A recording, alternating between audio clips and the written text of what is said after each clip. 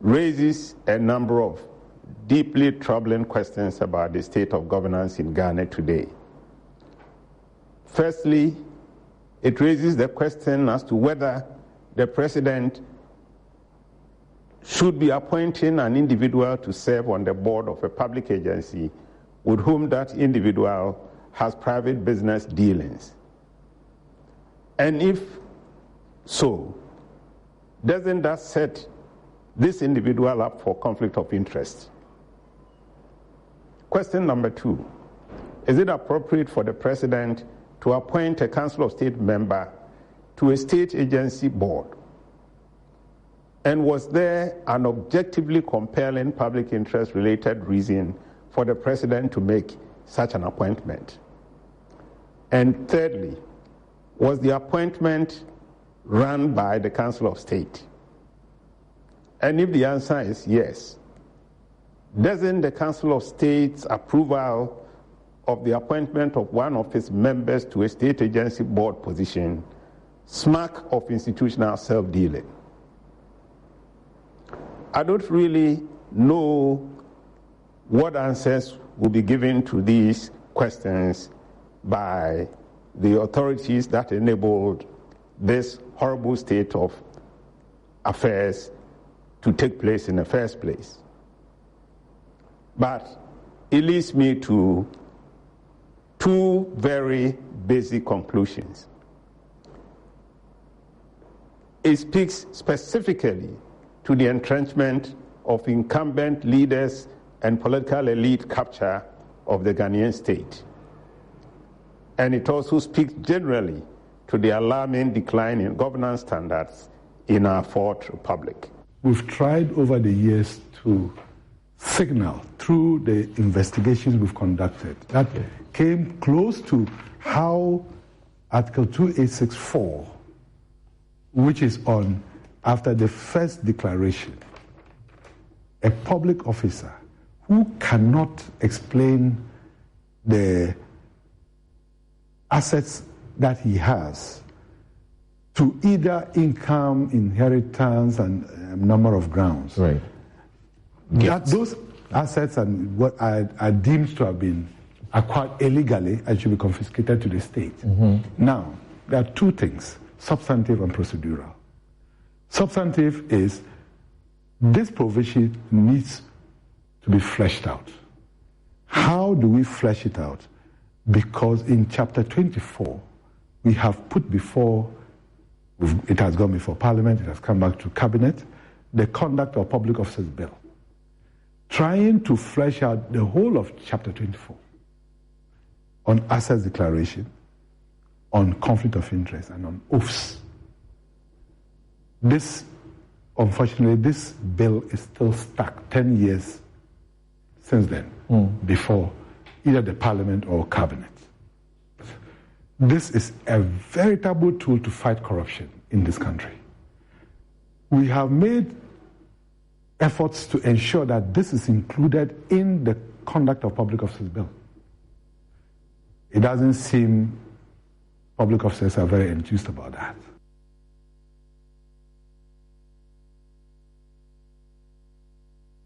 In the skies, at sea, and on land, we have eyes everywhere. We see it all.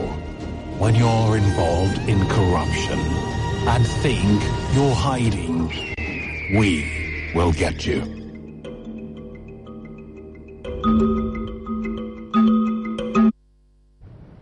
Right, so you heard Professor Juma Gwedi of the CDD, and also you heard Joseph Whittal, who is Commissioner, Commission on Human Rights and Administrative Justice, SHRAJ, because there's become the need for more conversations on the questions of conflict of interest, which leads to corruption, and how, to stop grand corruption in public place. And as you may have just read yesterday, a Member of Parliament, Francisca Oteng Mensah, Member of Parliament for Kwabre East, is also being investigated by SHRAJ over allegations of conflict of interest. Her situation is that She's presently heading for, consideration for Deputy Gender Minister, and is being accused of using her influence as the board chairperson of the National Youth Authority to help in approving the procurement of sanitizers from a company that she is director and is a shareholder in. Her lawyers have written to say that, yes, she's a director, she's a shareholder, but she's not responsible for the day-to-day management of the company and did not participate in any processes leading to the public institution giving the contract to the company that she is a shareholder and director of. Now, let me begin with you, Isaac. And we've heard you say, for example, that when it comes to this question, when you look at the way Professor Jimabodi talks about it and how Joseph Whittal talks about it also, you particularly stress on the issue of the finance minister and his deputy, that they can't escape conflict of interest on the question of the Eurobond issues.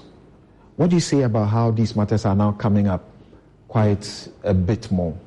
Well, thank you very much. This issue with the finance minister started in 2017.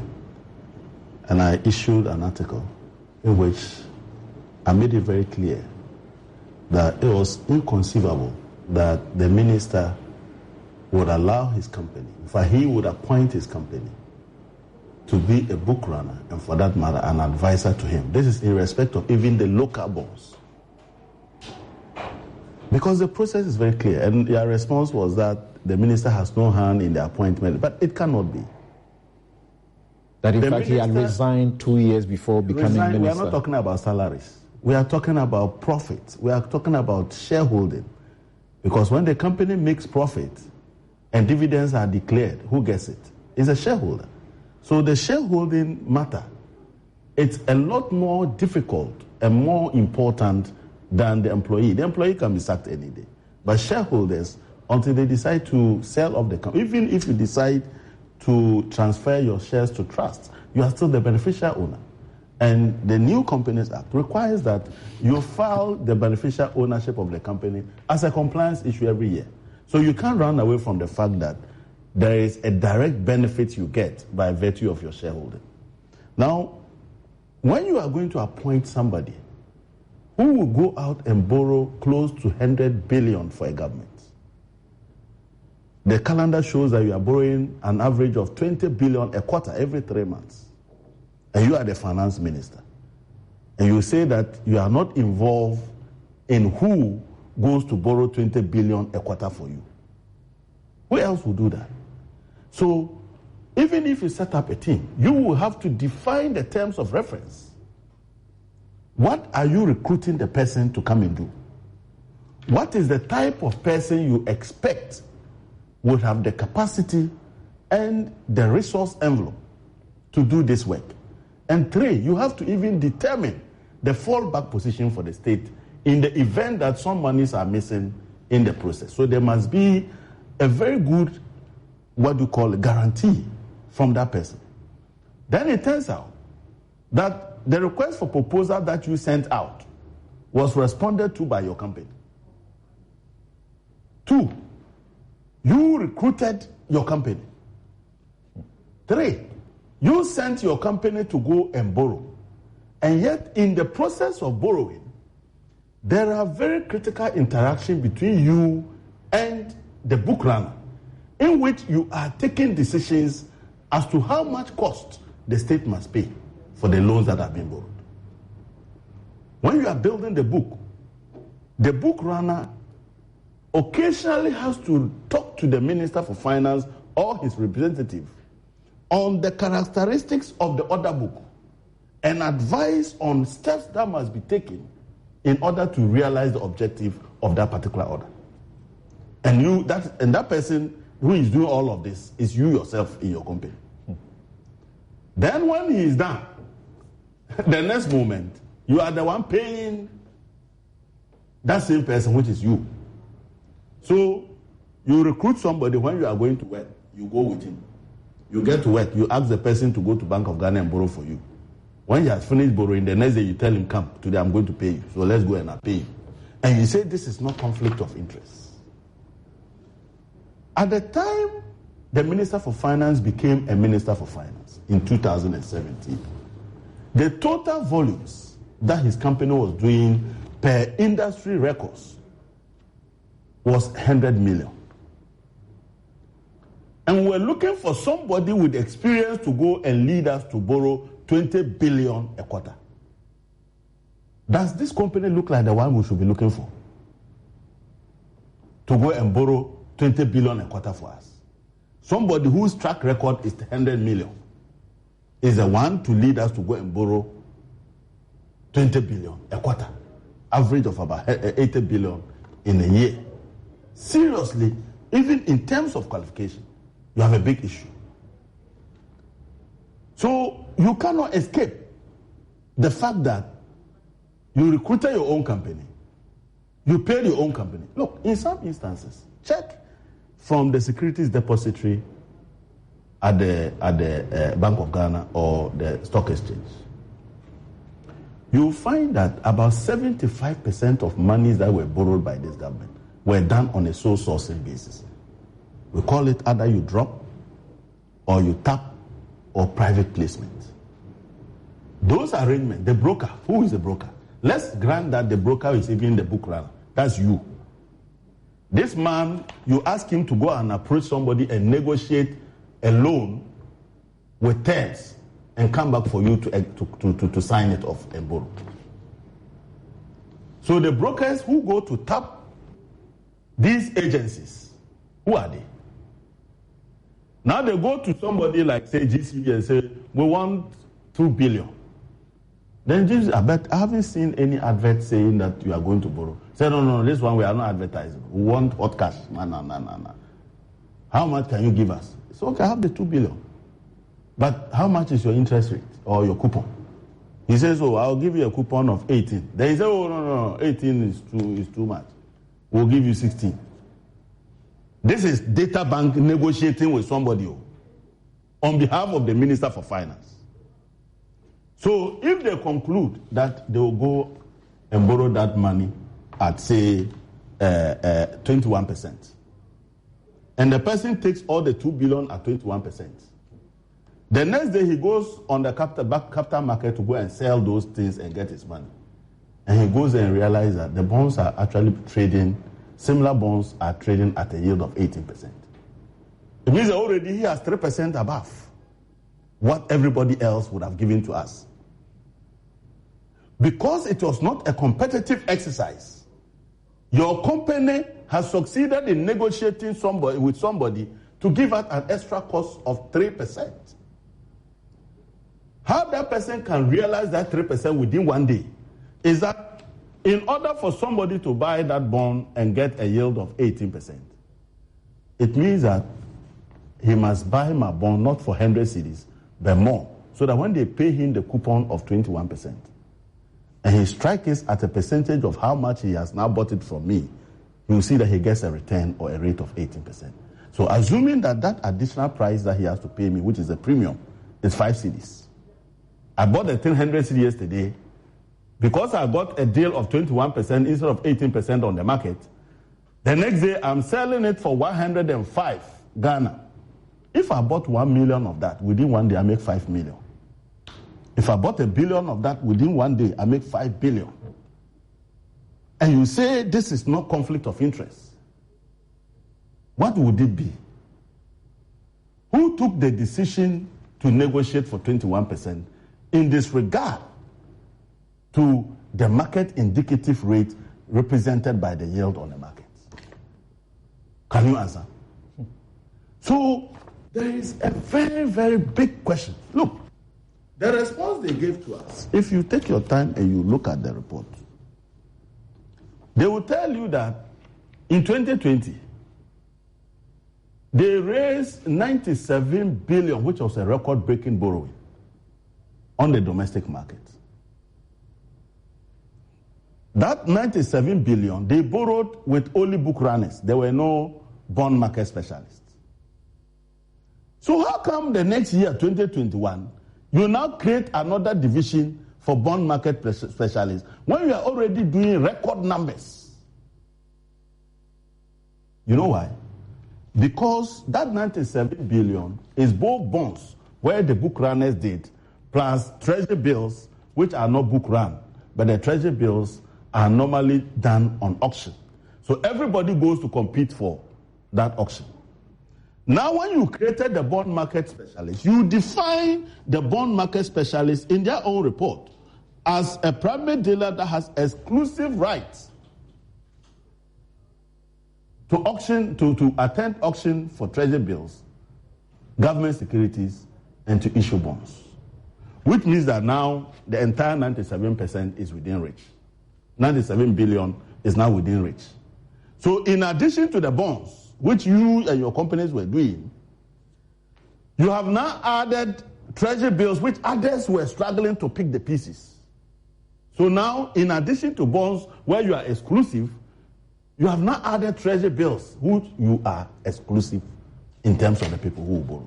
And this time, when you were supposed to, he listed a number of financial institutions, if not all of them, and focus on Blackstar Brokerage, focus on Data Bank, and Blackstar Brokerage, that's the deputy minister's company, and then the deputy minister's former company. He also resigned, even though he has shares. That is not a resignation. It's a resignation. I'm talking about ownership. I'm not talking about who works there. Yeah. Okay. So now let's. So the point I'm trying to make is that you picked 17 non-bank financial institutions, which were qualified to become book runners and bond market specialists.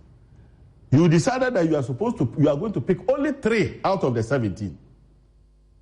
When you picked 3 out of the 17, 2 were your companies. 2 were your companies. With only 1, IC Securities not belonging to you, the 2 of you. And IC Security has been a major player, in fact, the biggest player in the industry, right from the days of the NDC. And you want to tell me that decision was taken on merit. When the company that you said you took on merit, Blackstar Brokerage, in 2017, did 0 in the market. The data is quite clear from the secondary market of the fixed income industry that in 2017, that is why when they were responding, you see that they started quoting the numbers from 2019. You see, they started from 2019. Why were they not starting from 2017, 2018? Were they not in government? Were not there the people who didn't have book runners? In 2017, when they arrived in government and Charles Edugwahin was a deputy minister, his company was doing both buy and sell side of the market 0. How did that 0 company metamorphose to become the biggest player and now a bond market specialist and at the same time book runner? Professor H. Kwesi Prempeh, let me bring Professor H. Kwesi Prempeh in here. And I think the focus should now be conflict of interest. There is a cure to it. So you have a minister who is resigned, you have a deputy who has resigned, they have shares in the company, and yet they can't do business. You have this lady who is also being investigated now. She says, I'm a director, I'm a shareholder, but I'm not responsible for the day-to-day running of the company. And all of this, dovetailing into the OSP's revelations about the LaBianca company and its owner, Mrs. Asuma Hene. And you've heard Professor Jima Bwedi ask questions.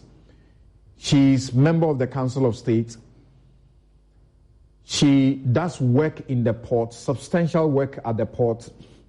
She gets appointed onto the board there. Then is the Council of State that also have to consider her. She's already part of them. Are there not rules in conflict of interest where it is allowed in the circumstances like this woman and these ministers, for example?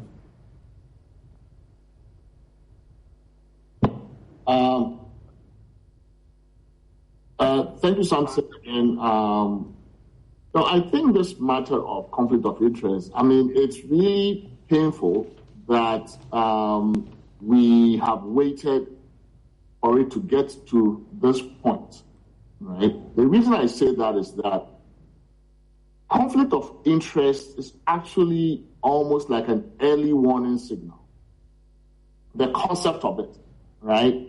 So, in and of itself, it is not an offense to find yourself in a conflict of interest situation, right? So a conflict of interest describes a situation a public officer or an agent finds themselves in where their private interests are likely to clash, conflict, or come in collision with their public obligations of their office, the expectations of their office, the responsibilities and duties of their office. Whenever you take a public office, you become a fiduciary, which means that you owe a duty of loyalty to the public, to the state. That duty of loyalty implies, at the minimum, that you place the interest of the office, of the state, of the public, above your personal interest. So the conflict of interest rule puts you on notice, right? It's something that puts you on notice that when you are in a certain public role, make sure that your private interests do not come in collusion with your public role, your public expectations of your office, your duties, your responsibilities. So it is giving you an opportunity to avoid going the next step, which is that if you do not cure or manage or remove yourself from a conflict of interest situation, then it would likely ripen into corruption, because then you are going to undertake the act. That then immediately means that you have now moved from just being in a conflict situation to actually using your public office for private gain, which is corruption. And what I'm saying is that we have been so inattentive, right? We have this wonderful obligation, a provision in 284. You don't find it in most constitutions. Our constitution expressly puts 284 there, which therefore serves notice that in Ghana, when you are a public officer, pay attention to this risk, okay? And yet, we have done nothing about conflict of interest. What this means is that even before an appointment is made, right, we tend to focus a lot on declaration of assets. In my view, actually, the declaration of interest, the register of interest is probably the most important if you want to deal with corruption. So that every place where a public office is, where public officers work, the executive branch needs to have its own declaration of interest, the register of interest, and conflict of interest rules. The legislature must have one. The judiciary must have one. Every public office. This must be one of the most common things in the public services because of 284. We must mainstream this 284 within the public services. Then everybody would know that here when you work, these are the minefields that you have to navigate and that you have to avoid. Okay, so when we don't pay attention to this, and we haven't really, every evidence shows that we haven't. In fact, we create a lot of conflict situations that we should avoid. One of the conflict situations I see is that merely because the Constitution doesn't prohibit you from appointing MPs to serve on boards, we do this habitually. But it is actually one of the things that creates a lot of conflict. What do MPs do? MPs oversee the executive branch, among other things. They keep oversight to make sure that the monies allocated through the budget are spent as appropriated. They make sure that the public administration is functioning in ways that serve the public interest. And in this job, it often means that you are going to be overlooking, overseeing the work of ministries and agencies. the MDAs, right? Ministries, departments, and agencies. So if you pick if you pick a legislator who has this role amongst others, and you put them on the board of a commercial entity or an operating company in the state sector, what have you done?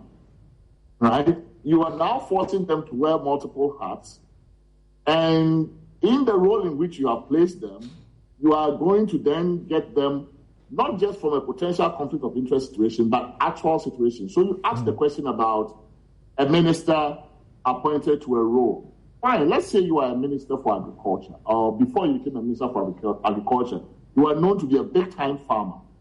Great job, right? Big-time commercial farmer, or you own a fertilizer company, whether it's an importing company or a manufacturer.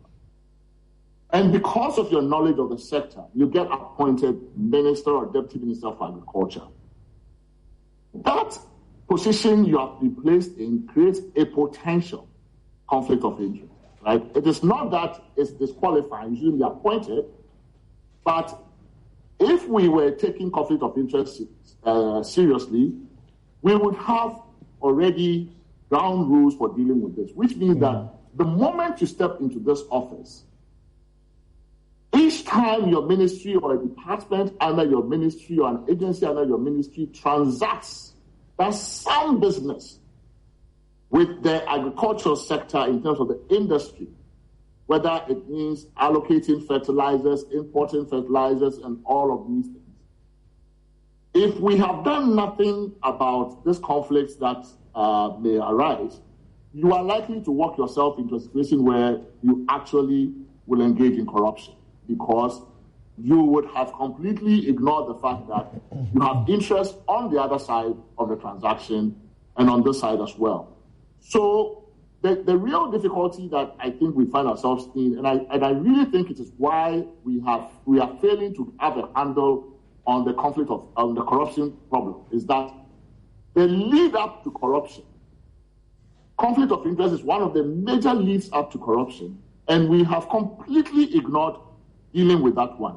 If we dealt with conflict of interest seriously and comprehensively, we would avoid many of the corruption problems that we have. But because we haven't, we have left opportunity for corruption to be just widespread in the system, and people see nothing. You don't see anything wrong. Even Parliament, even in terms of the committee membership, right? They put people on committees who have interest in the particular industry the committee is supposed to be regulating, right? So you put somebody on, maybe to oversee, say, the Ministry of Transportation, assuming that somebody who owns an airline were to get to the ministry, were to become an MP.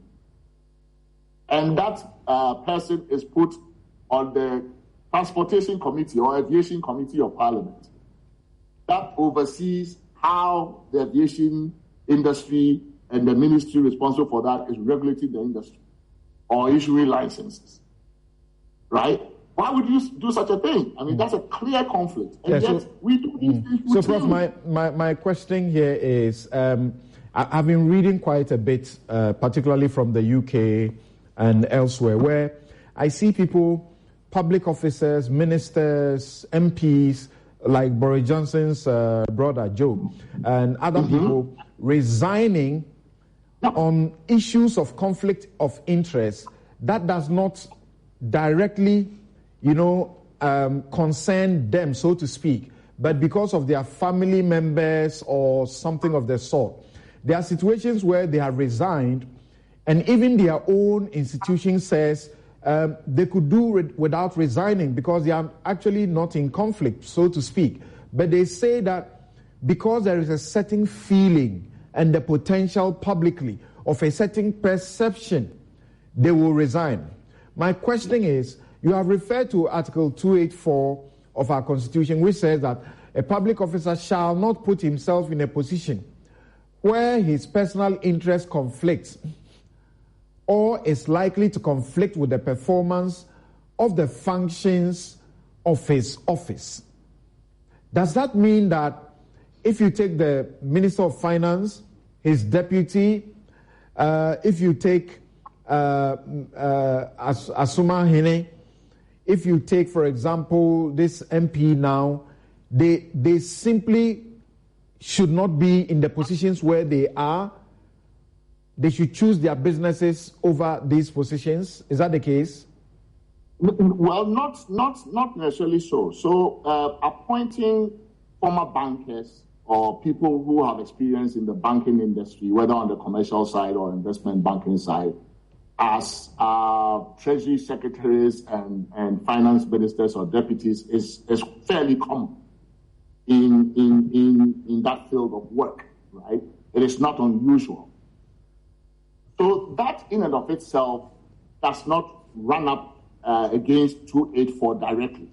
It just creates the potential, the risk of a 284 violation, right? So, but you have to be aware of it, that if you are going to hire somebody who used to run an investment bank that does business with the state when the state goes to borrow, you're going to appoint that person now to be the Minister of Finance. And amongst that person's duties will be raising debt for the country, right, on the capital markets. Then you have set that person up for a conflict of interest. And that person needs to then manage that conflict. That person, together with the appointing authority, the executive branch, you need to figure out a way to manage that conflict. Sometimes you can't manage a conflict successfully. Other times, the problem becomes so structural, the conflict is so structural that there is no wiggle room. You just can't manage it well. In that situation, one thing has to go. You can't serve two masters. So one interest has to be sacrificed sometimes. So either you say, look, my private interest looms so large and matter to me so much that I cannot find a way to really manage this conflict properly. And therefore, sorry, I will not take up this job. Or I will completely relinquish my interest. And that means you can sell off your interest. You divest. And you no longer have an interest, right? But sometimes even that will not cure it. Because remember that conflict of interest, when we talk about personal interest, we are not just talking about the fact that you stand to gain personally, financially. Personal interest. The term interest includes familiar relationships, business associations. So sometimes conflicts even follow you. Conflict of interest follow you after you have left office. In some jurisdictions, there are rules about conflicts that carry on when you are no longer in that public office because it lingers on for some time. And so even when you quit a private organization, when you leave your former bank as an employee or you divest your interest, the sense is that you still have bodies there. You still have cronies who are running it. And just so it's really based on this idea of human nature. That look, if you have relationships that are close, intimate, and personal like that, the likelihood that you will privilege those positions, those relationships over the public are so high, humanly, that we do not want you to put yourself in that situation. So just resigning from the company is not enough. Sometimes even divesting might not be enough. So sometimes you just say, sorry, data bank, I'm going to take this job. It's going to really cost you because I can no longer give you business in this role that I'm in. That is what it might entail sometimes. As you do. Okay.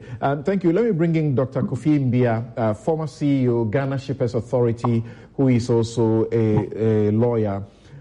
He's a senior partner with Alliance Partners and a maritime law consultant, International Maritime Organization. Dr. Kofi Mbia, thank you very much for your time. The OSP is now, after bringing out this issue of conflict of interest, and, many say Professor Jima Bwedi has raised this so plainly, and then Professor H.Kwesi Prempeh has given so much education to want to give anybody the signal, like the Bible says, avoid every appearance of evil. Don't get into it. Just avoid it. From where you sit, the OSP after suffering all the backlash, some supporting it, is going into the ports even further, into an area where people say it's an open secret, that we know that there is massive corruption in that area. And the conflict of interest is even bigger in that area when you come to the presidency and the politically exposed. That is auctioned items. The OSP says it's going to probe from 2016. We are hearing, some partisan people say that he should go beyond that and not probe just from 2016. Let's hear what you have to say about this. Thank you very much, Samson, and good morning to your cherished listeners and viewers. Samson, I like the way you captioned your topic. You said open secret rot. Open secret rot. It means that it is generally known. I mean, especially for those of us in the port industry, this is known, and it transcends all the regimes. I must say, it transcends all the regimes. Why it will start from a particular time, I do not know, but I can tell you that it transcends all the regimes, and it's important to realize that. Kwesi Prempeh just mentioned that sometimes we have turned a blind eye to some of these things such that they have become more like second nature, if you like. In a country where we Christian some parts of corruption as protocol, you can expect that these things would happen. If you look at the customs law and you look at the Customs Act 2015, Act 891, the commissioner has powers to carry out auctions, and I must say that the law also adds allocations. So it is important that we realize that power is there with the Commissioner General, first and foremost. The issue is, how has it been handled over the period? The Customs Act says that if you import a vehicle and you bring it into the country and you are not able to clear after 60 days, that vehicle is confiscated to the state. And once it's confiscated to the state, now the Commissioner General shall dispose of that motor vehicle.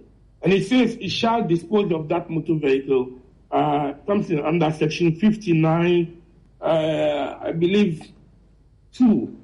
Also, it says that the Commissioner General shall dispose of the motor vehicle forfeited to the state or sell the motor vehicle on as-is basis.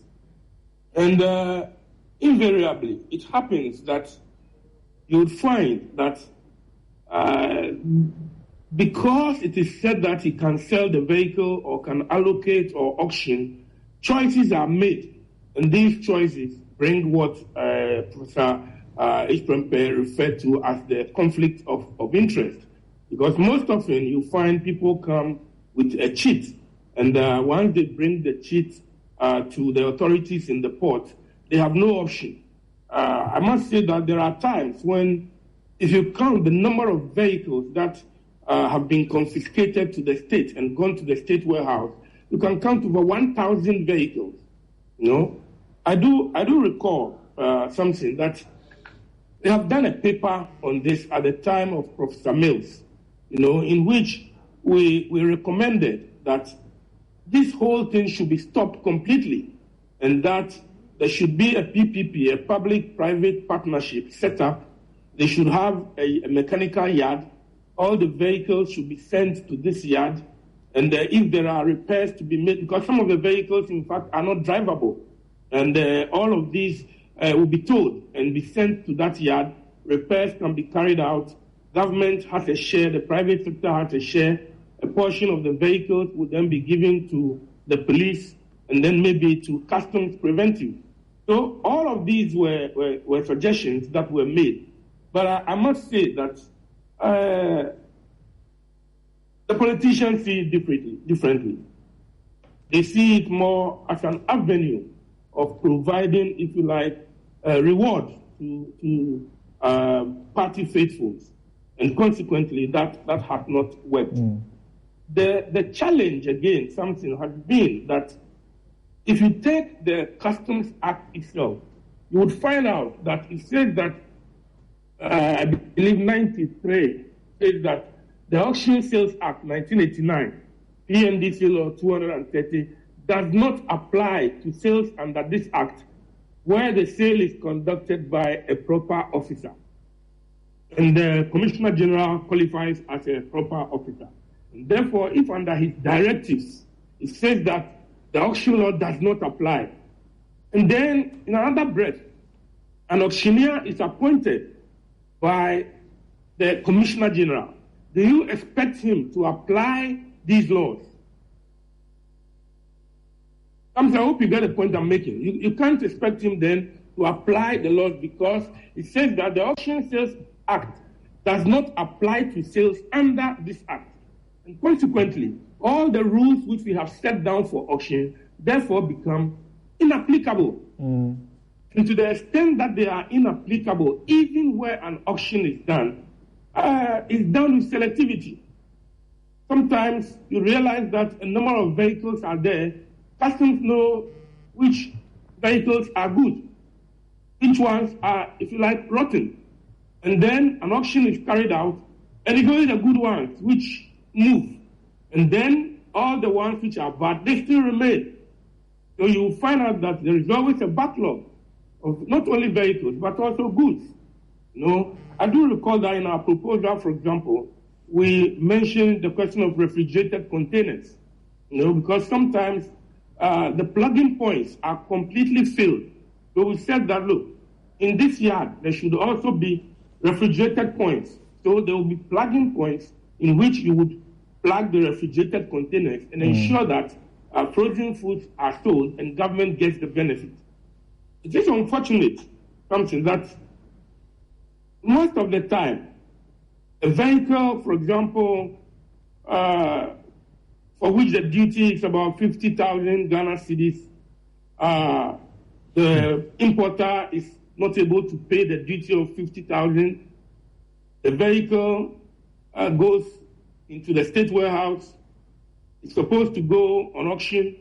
It is allocated, and then you are asked to pay 20,000. Whilst the importer may have been prepared to pay 40,000 or 30,000, that opportunity is not there for the importer, and it is given like for peanuts to a party functionary. So that's what people say. People say it's actually clear robbery, particularly where political hands are involved, and often Joy News has done some of these exposés where you see many politically exposed persons who are getting these vehicles for very cheap, for actually nothing really, and people say it hurts that citizens have invested their money to import a vehicle.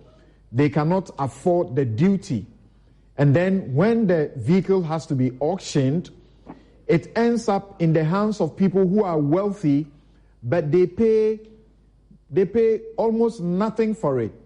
When the importer, who couldn't pay the duty, could actually have paid 3 times, 4 times, sometimes 10 times the amount of money that the wealthy person is now being asked to pay and take the vehicle.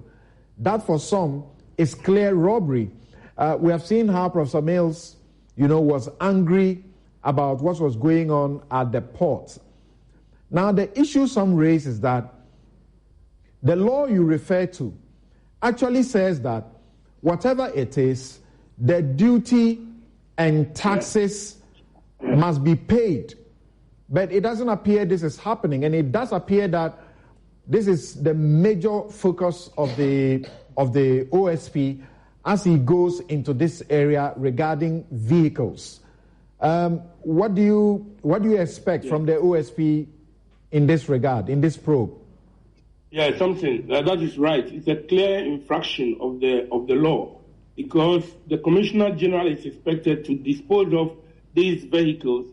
The price at which the forfeited motor vehicle is disposed of, whether by auction sale, and I must emphasize that it is not only with respect to the auction sales, because it says whether by auction sale, allocation, or any other method, allocation. So even allocations are included.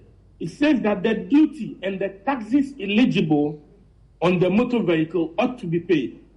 Something I can tell you without any equivocation, that 90% of the time, this is not complied with. So the OSP has his job clearly cut out for him. Let me come to Mr. Adongo here, and then I return to Prof for his final submission on this matter.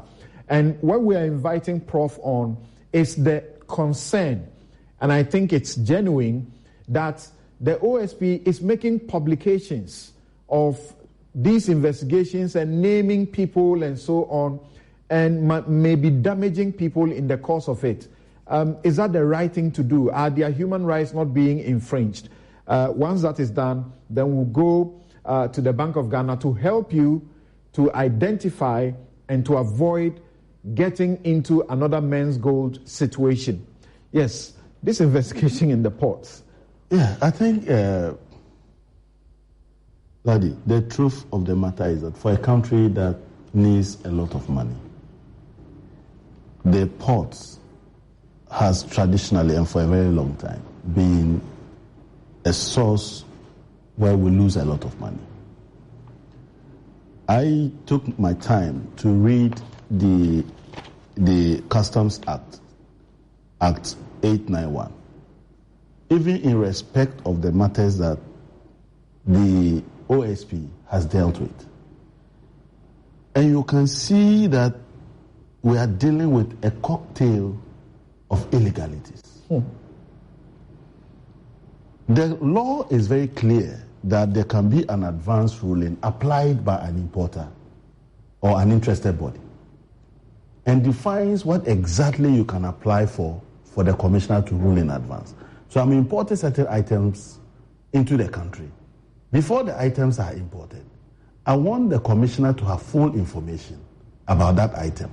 Because if the commissioner does not have the information, my suspicion that I may be paying a tax that I am not supposed to pay.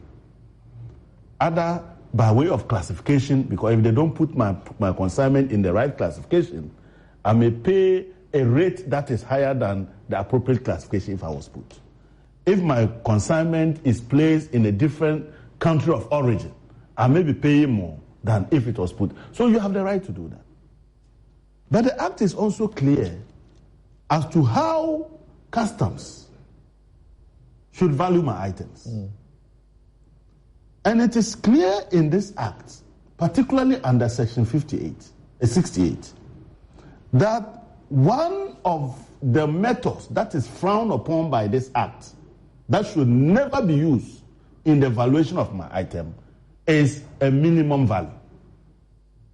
In other words, the customs office cannot sit in its office and determine that this is the value that I must ordinarily pay if I'm importing, which is, in this case, we are calling the benchmark. Read 68(2)(f), and it tells you that you cannot use minimum values. Technically, it means that even benchmark values are illegal. But it says that the standard way of valuing the item is the transaction value. How much I paid for it or I will pay for it, plus all the other costs are incurred to bring it to the port. That's what you should use. But when you are in doubt, it gives you other methods that you use. But then specify 5 methods that you should never use. One of them is not to use minimum values. So if somebody comes to you and applies to you that I am bringing these items and I'm asking you to value the items before they arrive. So here the advance ruling is on value. If you do the values and you disagree with the person, one, if you disagree with the person and you are even giving him a discount, shouldn't it be on the value? Do you get it? Two, if you have evidence that you disagree with the value because the evidence before you shows that there is undervaluation or there is under-invoicing, Section 123 is very clear about the penalties and defines doctrine of documents meant for customs as an illegality that is subject to penalties. So why did you give a discount on a benchmark? What did the person come for? The person said, this is what I think is the value. If you agree, I pay that value. If you disagree and you think that you want to help me, you give me a discount on that value. But then you have established your own value unrelated to the values you and I are dealing with. Which value you are using is even illegal in respect of your own act. And Randy, I want to read that so that people know exactly where we are coming from. 68(5). Section 68 of Act 891, the Customs Act 2015. All right. 5 says, the customs value shall not be determined on the basis of any of the following. It lists them and comes to F and says, minimum custom value. What is a benchmark? A benchmark is a floor rate. It is a minimum custom value. So you gave a discount on an illegality. So it tells you that something is happening. The advance ruling was provided to deal with people who genuinely believe that there's something wrong with the understanding of customs. Okay. And therefore provide all the information for customs to make a determination. But to do that, provide it before you ship so that customs has all the information. But you know what? Before West Blue and the other one, there were two yes, at the port. Yeah.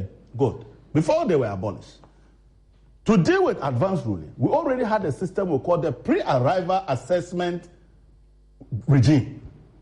That pre-arrival and assessment regime said that before you were shipping you will ship your item, you go onto an electronic platform and forward all your documents in advance. Customs will now look at your documents and do the pre-arrival assessment and produce a report. If customs believes that the documents you have brought, they don't believe in the document and that they think that you are understating, the commissioner is given the right to then produce what we call the customs values. The commissioner's valuation. Okay. So the commissioner's valuation is a risk management tool for the exception rather than a norm.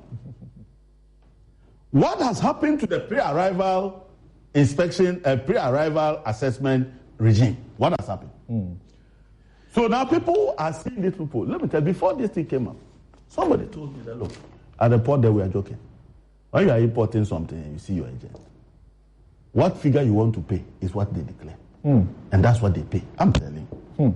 So it is it's a procedure that is being used by people basically not to pay taxes. So you're happy the OSP is going there? And I want the OSP to investigate the motivation for the benchmark values, which is against the law. Okay. And then two, I want to direct the OSP to pay attention to what we call the suspense regime at the port. Ladi, the suspense regime is the legal provisions that allow customs to suspend the duty until a later date. So for instance, if you are running a bonded warehouse and the items arrive, because you run a bonded warehouse, they will allow you and track you to the bonded warehouse. Anytime you are removing the item, you pay the duty. So like vehicles. Yes, so they keep an officer there. Exactly. Right. Good. That is the regime. Okay. Or if you are taking the items and they are for, say, import trade, export trade, it is supposed to go to Burkina Faso. It's expected to be paid there. That is where our problem is. Immediately those items leave the gate, there are no traces of them. Okay. OSP, that's where your attention is being drawn to also. Professor H. Kwesi Prempeh has been very excited about the fact that the OSP is paying attention to the port to begin its, real work in exposing and dealing with corruption. But the question we have for him, and hope that he could deal with it very briefly before he takes leave of us, is are the rights of these individuals not being violated, where the OSP is making publications, their names are being put out there, and people are, literally concluding and calling them criminals, even before anything else? Yes, Prof. Please unmute your mic. Again, thanks for offering me an opportunity to weigh in on this matter as well, and to really just justify my enthusiasm for the OSP's focus on the tax area. I think a matter of time, right? Here we are back at the IMF. Among the reasons for going back, we continue to have a very low tax revenue to GDP ratio as a country. We have decried that many times. We tried to cure that with e-levy. It's not generating the revenues that we expect. Low tax revenues have caused us to wrap up a lot of debt as a result. So there are all these reasons why when you find that an agency tasked with fighting corruption is putting the light of scrutiny on the area of tax malpractice, tax cheating, and the like, we all should be happy. It's probably one of the commitments that I hope that we make to the IMF, that we will ramp up our tax revenues, and we will use the OSP's efforts as a positive citation. So we are already trying to raise more taxes. The OSP is going after tax cheats. So we should be happy that it is happening. But I also think that, the OSP, like every other agency or public office, has scarce resources. So it must focus where it would get the most impact. So I also think it is good that it is focusing on some areas where there is some general consensus, even including within the political class. I remember very well that one of the first State of the Nation addresses that the president gave, if it's not 2017, then 2018, he explicitly named some more practices going on at customs and how his administration was going to focus on that. Well, I'm happy that the OSP is redeeming that promise in that area. Sure, when you do fight crime of any kind, you come up against the rights of innocent persons. And that is why, of course, the law erects presumptions. That is why when you arrest a person, that person may be either a person of interest to help you in the investigation or as a suspect, not yet even an accused yet. Sometimes so there are ways in which we manage this perception, right? The OSP, you can't avoid it. When you are investigating somebody and it comes to the public notice, yes, some people would conclude that a person is guilty already or guilty as charged or even guilty before charged, right? And yet there is a process. There is due process. The OSP will walk through that process to the end, and then we would know if the person is free and is not convicted, then we know that the OSP did his best, but this person was not maybe the right person. So, but I think the publicity issue that you are asking, that should the OSP even be publicizing this? I remember, if I recall, this matter came up in the framing of the law, and I, in my association with CDD, was quite closely involved in the crafting of the legislation. We submitted a memorandum as part of civil society to the parliamentary committee, and at the consideration stage, at the committee stage, we also assisted the committee with some clause-by-clause review in examining the legislation, the bill at the time. And as I recall, the issue of this publication requirement came up. Under the law, the OSP law, the OSP is required every so often to put on its website or in some other form information about the work it's doing, what cases are being investigated or under investigation, which ones have gone to court, which ones have concluded. And I think the idea there was to really give the public an interest in following the OSP's work. People are giving up. Remember that people really were just throwing out their hands. We can't do anything about corruption. We can't fight it. So it was to build public trust in the office, public confidence in the office, that the office, after being set up, had not become a do-nothing office, that it was sitting somewhere and not doing anything. So it was thought wise that we would put in a requirement that would say the OSP keep notifying us, updating us, give us status updates of what you're doing so that we would follow your work. And also, I think it's helpful because once you put the notice out, it also is helpful. It might assist the OSP itself in its work. Other persons in the public who may have information useful to the OSP, even just this conversation that we're having, from what Kofi the education that I'm getting alone from him, from the honorable honorable member of parliament about the technical details of the port administration and all of these things. These are useful things. The OSP is not necessarily, a port specialist, right? So some of these kinds of airing these things publicly, I don't see it as damaging. It's supposed to help the OSP in its work. Okay. And so I do think that in terms of the management of the interest of those parties who are the targets or the subjects of the investigation, that we have within our legal framework enough safeguards to protect their innocence, right? To protect their innocence and the mere fact, the OSP isn't hauling these people in handcuffs to their offices and say you're already guilty. It just let the public know this matter has been investigated. It involves this company. It involves this third party. And I don't see that as really violating anybody's rights. Okay. Thank you so very much, Professor HKC. And may I make one very last point on the auction vehicles. This issue is really dear to my heart in many ways. I'm a returnee, former Ghanaian in the diaspora, a hustler who went and hustled. I have shipped cars to Ghana. When I was coming back, actually, I became aware of this practice, the persistence of this practice in 2015 when I was coming back for good. And a friend asked me, are you shipping a car? And I said, yes. And he said, oh, but I can get you an auction vehicle. Does this practice still persist? I was aware of it during the PNDC days as a Tema boy when I knew that auction vehicles, were available. Yeah. I thought it was a military kind of junta practice.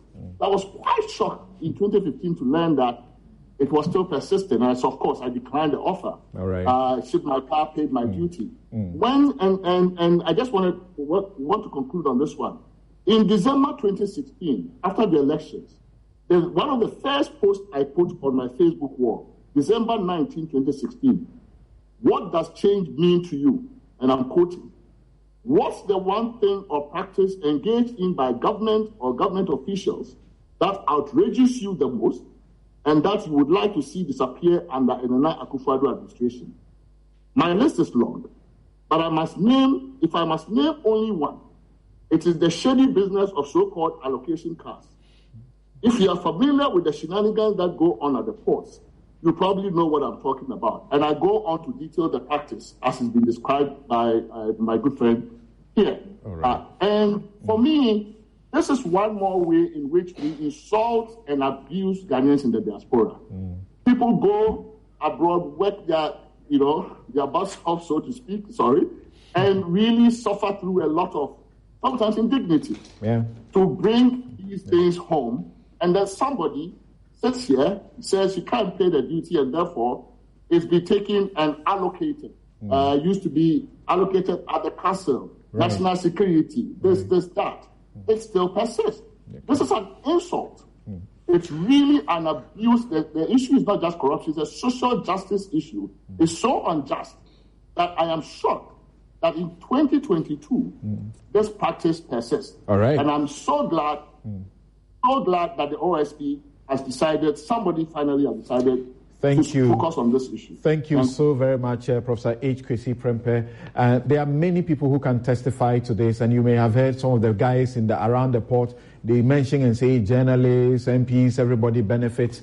Yes, I can testify that myself, and there are some guys here at Joy who can tell you their stories when they were invited to benefit from auction cars, and they just declined. We are not interested. We'll buy, we'll import and pay the duty, and people have been doing that. We need to build a nation. Now, the OSP's Act clearly provides in various sections of the law that it must make these publications. So, like Prof is saying, how to do it and not to unduly, victimize certain people. We'll take a quick break, and when we come back, we'll have Godfred Kujo, Head of Credit Reporting Unit, Financial Stability Department of the Bank of Ghana, join us for the very short time left. Apologies to you, to help you to stay away from putting your money in a place where you may find yourself in a men's gold situation. Thanks to Dr. Kofi Mbia, former CEO, Ghana Shippers Authority, and lawyer with Maritime Law Consultancy, and also doing with the International Maritime Organization. And also to Professor H. Kwesi Prempeh, Executive Director, CDD. We'll return with Isaac Adongo and Godfred Kujo. We'll be right back.